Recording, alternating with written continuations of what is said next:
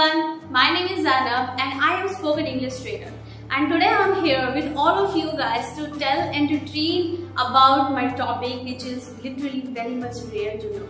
Because actually what happens when we go to someone to ask for a favor, so we find very few people who can help us, and sometimes we get denied, and that's why I'm here with you to tell you that how can you ask for a favor so that nobody can deny you. And I'm gonna elaborate in this video how can you be very much comfortable with someone asking a favor, and how can you ask for a favor so that nobody can deny. And actually there are many conditions which we face in our life where we feel that I need a help, and there are people who is not ready to help you, and you are literally little bit confused that they are going to help you or not. So that's why I'm here to tell you in various kind of condition how can you ask for a favor, and that's why we are going to start this video from my experience. So I'll be telling you my experiences and all. I will tell you all my examples where what do I use and all. So we are going to enjoy very much. And if you like this video, at the end of the video, just like this video and subscribe our channel if you haven't done that yet. So let's start that. Our first sentence is, could you do me a favor? Could you do me a favor? First of all, I want to clear a very basic thing here. Actually, there are many people who think that we are translating the things into Hindi to English, but that's not true. We are using here could, would, and would. It means that we are using some kind of things which is not like a would, and which is not compatible to that thing. But even then, we are using that kind of structures and words. But actually these all things are phrase as well. This is not a sentence only, this is a phrase, but we are going to know today. So we are starting from here. That doesn't mean we are talking about the past ability, we are talking about control case. No, we are talking about here how can you ask someone politely for a help, for a favor. So we are going to know about that thing only. Okay, so let's start from the first when I said, could you do me a favor? How can you start? Like when you imagine you are sitting at your home and you are preparing for your drawing project, and you need someone, and your sister, your friends are staying there and they are also doing something or the other there. So what would you do? You want to ask for a help to them. And how can you ask? You will if you tell them politely, could you do me a favor please? I want to complete my work, and I am getting it so hard, and it is very much large and I cannot complete it till today, so can you please help me, like this. So you can simply tell this phrase that could you do me a favor, could you do me a favor, right? This looks little bit awesome, right? So that's why when you say this line in this condition, this will be very much suitable. Let's go on the next one, that is, could I ask you to?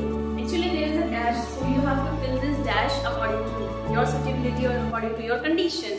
Like if I am saying that I want to take help of someone who can join my party, okay?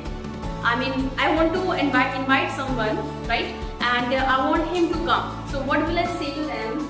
Could I ask you to come in the party? And who am I going to say that? I'm not going to ask for a favor to my friend this way. No, I am going to ask to a person who is respected than me, who is more respected than me. So I'll ask from my teacher, I'll ask from my trainer. I'll say like, could I ask you, like, could I ask you to join this party, like this, okay? And the most important thing that the all phrases that we are going to use here, we have to use these all phrases with those kind of person who are little stranger for us, like who is not familiar with us. We have to use these kind of phrases with them. It will be more reliable if you use with them. Okay. And the next one is, would you mind? Actually,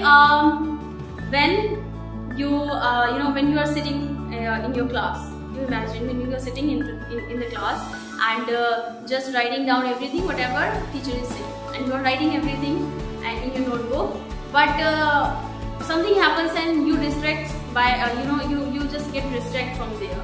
It happens, yeah, it has happened with me also many times when I was sitting in the class when teacher was constantly telling the sentences and I had to write. So at a point of time I used to get distracted, and I used to feel like where am I? For a little time or for a moment I used to lost myself at that time. So I know I can understand this happens with students, and that's why I used to get got scolded also. So if I want to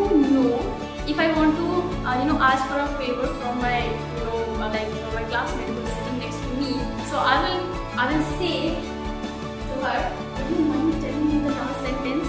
Would you mind telling me the last sentence?